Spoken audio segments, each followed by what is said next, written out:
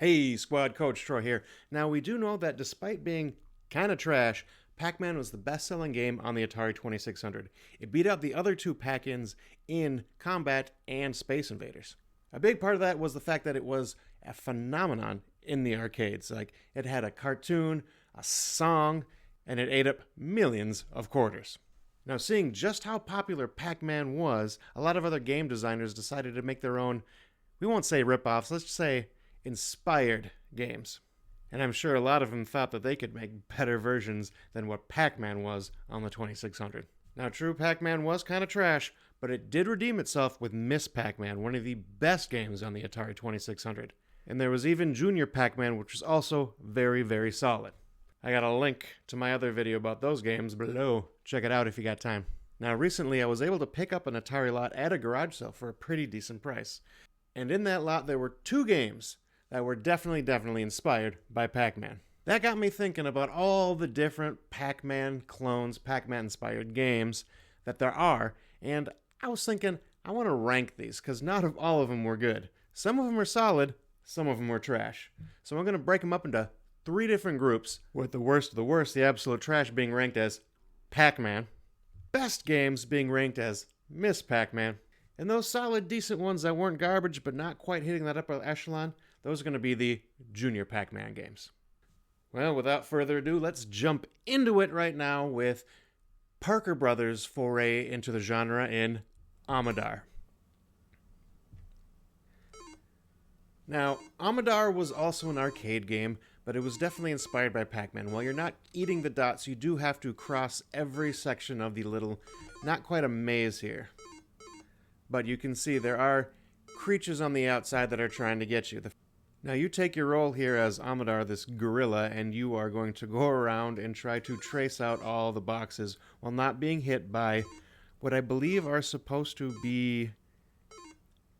I have no idea, but they're people trying to hunt you down. Once you do circle a square, it will get highlighted, and you circle the whole thing, you will move on to the second stage. Now you don't have power pellets here, but you do have, when you hit the button, you will become immune for a moment and you can pass through these creatures trying to get you. On this second stage, things get really weird because you're now a paint roller. That's right, a paint roller being chased by pigs. Yeah, this game is definitely not inspired by LSD. So Amadar is definitely not a good game. I don't think anyone's going to confuse it as one. So this was right away going to be dropped down into the Pac-Man level of games. Kind of trash. Actually, not kind of. It definitely is trash. Next game up is actually a game I played a lot for on the Commodore 64, and that is Jawbreaker. In Jawbreaker here, you're going to try to eat all the dots on the screen while trying to avoid what I believe are pieces of candy that will break your jaw. There are power pellets in the middle that will occasionally appear, and you can use those to be invincible for a moment and take out some of these candies. Now, Jawbreaker is a little different because it is not a maze like Pac-Man, but you are going to have just lines across the screen, rows that you have to clear out. There will be a sliding spot where you can slip in between these rows, but outside of that, there's not a whole lot of progression. They'll just get a little bit faster as you go. I'm a little nostalgic for this one. I played it a lot, again, but that was on the Commodore 64, but still, I had a good time with it. I still do, and while it's not quite one of the best games, it is a solid contender for Junior Pac-Man Level. Next up, we're going to have two M Network games, the first of which is Lock and Chase. Definitely one of the more popular games. In Lock and Chase, you are a robber trying to run from the police, and you are going to run around picking up all the different pellets in this little maze as you go. Trick here is you can hit your button, and it will actually set up a wall behind you so you can stop the police that are trying to chase you. There are holes on the side of the screen you can go and wrap around in. There are bonuses that will appear in the middle, kind of like the fruit. Once you do clear the level, you do have to escape before being caught. Collect all those dots and the level will reset. Now this one, it's not quite as smooth and slick as some of these Pac-Man games, but it does have its charm. It is a little bit difficult, and it's hard to get the timing of locking those doors without getting, chased down too bad by police. Still, I think it's better than the Pac-Man level. I'm going to push it up to Junior Pac-Man. Now, this next M Network game is a little bit of a stretch, but it does take place in a maze, and so I think that is going to make it close enough, and that is Dark Caverns. This is actually the Atari 2600 port of the game Night Stalker that does on the Intellivision, one of their more popular games there.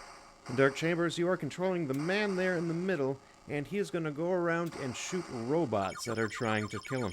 There are other dangers in the maze as well, like spiders and blobs that are going to try to slow you down and stop you. The trick in this game is to blast everything and collect points. To do that, you need bullets. If you run out, a gun will appear somewhere on the screen, and you gotta collect it before it disappears. Also, blasting robots is no easy task because they do fire back. And they don't die right away, they don't disappear. They will come at you for a moment after you shoot them, so you gotta hit them and run away, duck around a corner. It's very, very strategic how you gotta take your shots and get to safety. Now, I personally love this game. It is definitely a little different, a little bit of a stretch to call it a Pac-Man clone, but it does take place in a maze, and you do gotta collect things. That being said, I do have a lot of fun with it, and this is going to be our first Miss Pac-Man tier game. Next up, the two games that I found in that lot at the garage sale that inspired me to make this list, and that is 20th Century Fox's Alien and Bank Heist. First up, Alien. Now, I talked about this game not too long ago, and it is very, very much a Pac-Man clone, as you are walking around the spaceship, the Nostromo, and you are stomping on eggs trying to get rid of them. Now, it's not one alien, but three, as you are trying to make your way through the maze of the ship. You do have a flamethrower that you can use to scare away the aliens. It doesn't work too well, in my opinion. And you can also get a pulsar, which works just like a power pellet and allows you to take out the aliens. Now, this is a cool two-screen game because after you clear one of the stages, you'll move on to a bonus stage where you're trying to move across the screen and avoid getting hit by the aliens that are screaming back and forth. After that, you're back at the ship again, trying to stomp on some eggs and clear it out.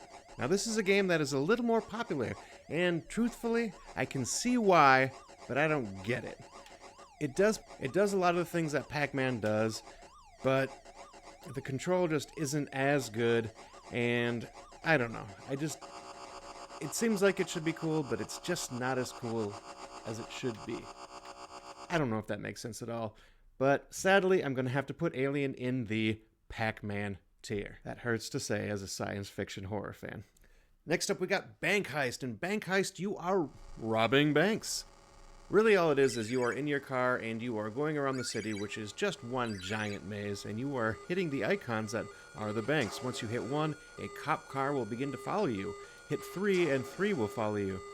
At that point, you can hit your fire button there to drop bombs and try to explode the police as they are chasing you. If you explode one of their cop cars, another bank icon will appear and you can run that over for more points.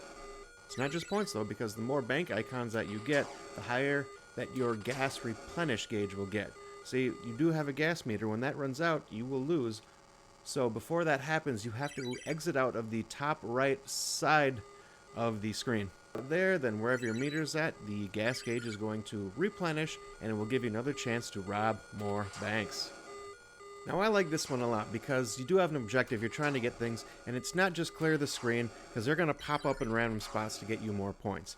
You also have the ability to defend yourself, which is something I always feel lacking. So the fact you can drop bombs and blow up cop cars behind you is fantastic. So while you're not clearing the screens, you do have a certain amount of objectives that you have to get, and depending on how well you do is going to affect how farther along the game you can continue. So this game for me is going to be in that Miss Pac-Man tier. Solid game. Love it. Now our next game is going to be one of the early Atari 2600 games, and that is Dodge 'em. In Dodge 'em, you are in a car and you are going to go around the track here and pick up all the little dots, kind of like Pac-Man there. You have the ability to slide left and right and in between these tracks when you pass the little holes. Now there is another car that is coming straight at you and trying to run into you head first, so you got to avoid them as you collect all the dots. You can speed up your car by holding down on the fire button. And I hate this game. I absolutely hate this game. Maybe it's because I'm bad at it, but I just don't think it's fun, and there's just not enough to it. There's nothing to it. It's like a nothing game. Games last a couple seconds, and it's not fun. They're not good. They're pretty trash.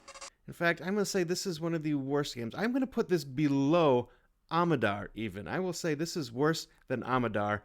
And if there was a sub Pac-Man level, that's where I would put this game. Hate it. Dodge 'em. Sucks. It is trash. Now this next one is definitely a bit of a stretch, but bear with me, alright? Crystal Castles. In this game, what are you trying to do? Pick up all the dots that are on the screen. Yeah, it's crystals that you're gathering, but you're pretty much just clearing the screen of dots while being chased around in kind of maze-like parts of the castle. Rocks, trees, witches, skeletons, whatever they are. They're not quite ghosts, but they may as well be. And you do occasionally turn invincible when you get a hat, a magic hat. Now, unfortunately here, Atari's first attempt at a mascot controls horribly. It was an arcade game where you'd use a rollerball, and it made much more sense and played much better that way. On the Atari 2600 here, it's just not very good. And it's kind of weird, because sometimes I'll play this game and I'll have a good time, and I'll actually get it off. I'll get into groove. Other times, though, I kind of hate it. I kind of really hate it. So it's one of these games where it depends on where I'm feeling at the moment. And right now, after playing it this last time, it's going in the Pac-Man tier. It doesn't play that well. It's a game where, had it been closer to its arcade counterpart, it could have been really solid, but they just weren't able to pull it off. And so, down with the rest of the trash it goes. Sorry, Bentley. Now, this next one is definitely a clone, 100% a clone of Pac-Man. But it's got a couple little gimmicks in there that switch things up. This is a game that you can also find in my Pac-Man clones for the ColecoVision, a video I made a long time ago, but hey, I'll throw that in the description below as well if you want to check that one out. But here it is in 2600 form, and it is Mousetrap. Now look at you there as a little picture of a mouse head moving around in your maze here. Now again, you are trying to clear all the little dots on the screen. There are a couple gimmicks here that definitely put it apart from Pac-Man though. For one, you are able to turn yourself into a dog temporarily by quickly tapping the fire button. That's going to actually let you eliminate any of the cats that are trying to hunt you down. But this ability has a limited number of times you can use it. You can always recharge that number by picking up more of these special dots. The other part of this game that makes it different is if you hold down the fire button, then parts of the maze will change and move, and you can get into different areas. You can do this to escape from cats, to trap cats, or just open up areas that you need to collect more dots. So yeah, this game, it doesn't have all the bells and whistles that the other versions do, but I think that what it was able to do is pretty impressive. The fact that the fire button actually has two uses depending on how long you hold it down is amazing. That is pretty brilliant and awesome programming. So big props there. And this one is definitely going to go high on the Miss Pac-Man chart. And our last game is going to be another arcade port that made its way onto the Atari 2600, and that is Wizard of War. This game is going to be very similar to Dark Cavern, where you're moving around the maze trying to shoot monsters. A little different here, though, because the longer you take, the faster the monsters move, and you're going to have to take out several of them before it's too late. And as you take out monsters, more dangerous ones will appear to take their place, so be careful. Now, it is a little bit glitchy at first, especially with a lot of monsters on screen. And sometimes the monsters will just completely disappear, so you gotta be careful and use that little map on the bottom to see where they're at. Another thing this game has going for it is the awesome co-op or competitive mode, because you can shoot the second player, but you guys will be playing at the same time. Not a lot of Atari 2600 games had that capability or did it as well as this game does. So again, another game that is a little bit of a stretch to be a Pac-Man clone, but you can see where it gets its inspiration from. And just with how fun this game is and the fact that it has that two-player capability, this is going to be another Miss Pac-Man level game. So those are my thoughts. Those are where I ranked the games. You guys tell me, which games did I miss? Are there some other ones that should have been on this list that I didn't quite add, that I forgot about? Was I completely wrong on some of these games and they should be higher or lower? All right, you guys let me know. Where should I put them? All right, this is Coach Troy. Thanks for watching, and I'll see y'all next time. Now I only got 2 ghosts to contend with. So, you know, if you got the little ones trying to play and the 4 ghosts are just a little too relentless and too much, you can make it easier. Can't really make it any harder, but you can make it easier. Which is a shame. I would like something to up the difficulty level. I mean, not that I'm great at it or anything.